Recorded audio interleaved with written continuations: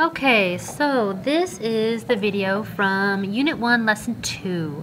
We began the class doing a bit of a check-in where we answered these questions about how everybody was using Edmodo and accessing the materials and how things were going. And then we began to rate the list of smart sites on the smart sites link. So if you've done that, we'll move on to the next thing that we did in class. We began to talk about using protocols. So using protocols with students. Protocols, what are they? We defined them in class as being habits that were developed. So habits that were developed to avoid confusion, wasting time, and frustrations. So we talked about using them consistently and frequently. The idea that when we are using the smartboard in the classroom, that we have certain things that we want the kids to do regularly depending on how we're using the board, so that there's less confusion and it's more efficient use.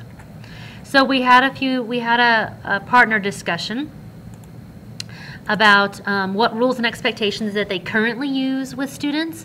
So for those of you watching this video, be thinking about what are the current expectations in your classroom about using the smartboard, and what things you would like to implement regarding using the smartboard.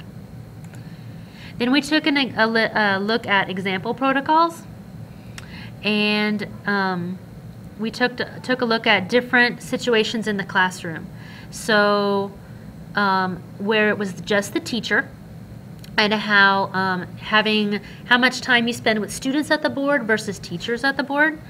We took a look at how students demonstrate the use of tools, and including the smartboard in group rotations continually, not just once in a while, but pretty much all the time.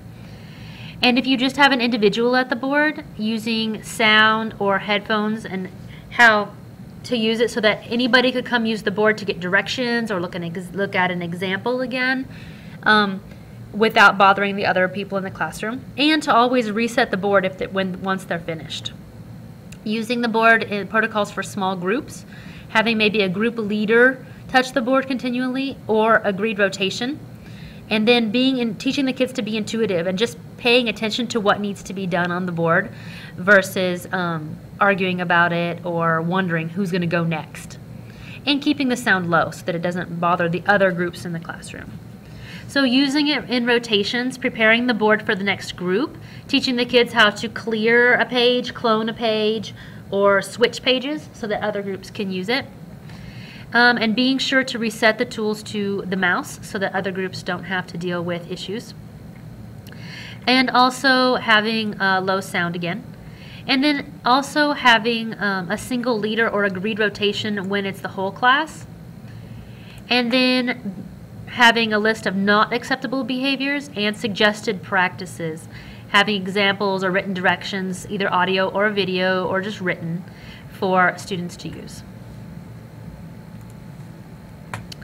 All right. So another thing we talked about was actually teaching smart tools to students. Here's some things to consider.